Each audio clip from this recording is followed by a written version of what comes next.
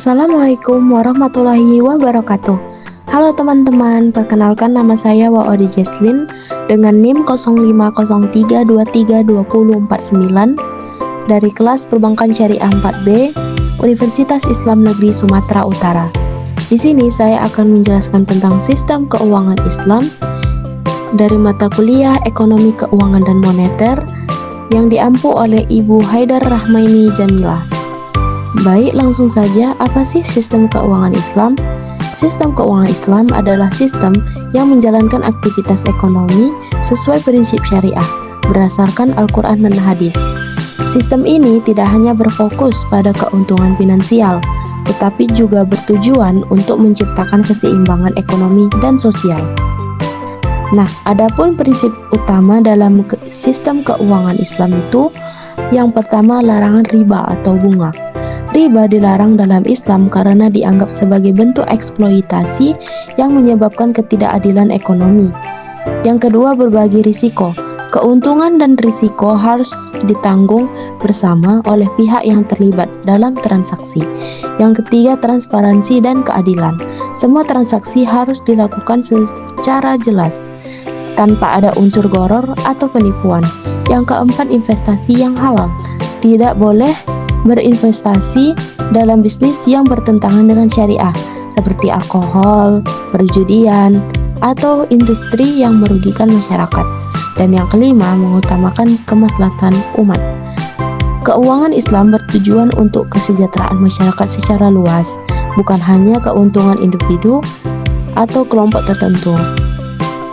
Nah, adapun karakteristik sistem keuangan Islam itu harus berlandaskan Al-Quran dan Hadis, menggunakan sistem bagi hasil, menjaga keseimbangan sosial, bebas dari riba, gharar, dan maisir, universal dan transparan, menyediakan fasilitas zakat, infak, sedekah, dan wakaf, dan menjalankan investasi yang beretika.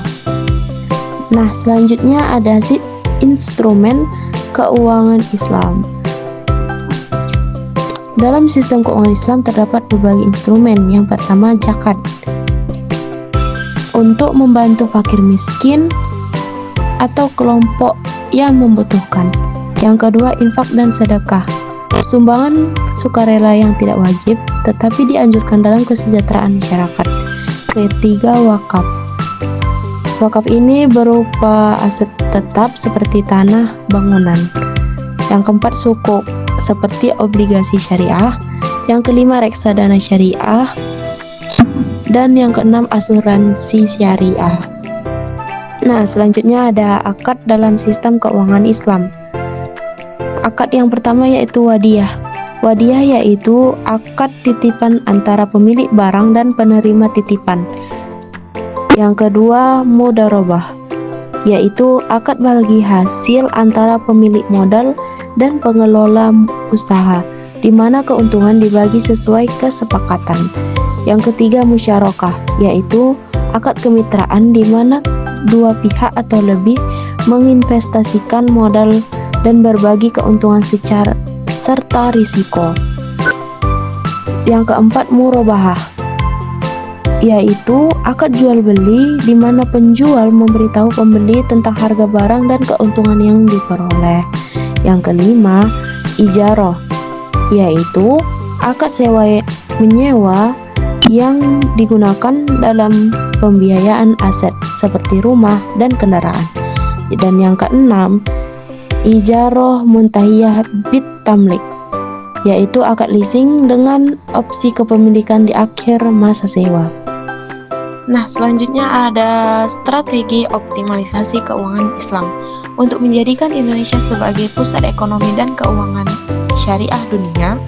Strategi ini berfokus pada peningkatan aset usaha syariah, pembiayaan keuangan syariah, penguatan pasar keuangan syariah, literasi keuangan syariah, dan kerjasama internasional.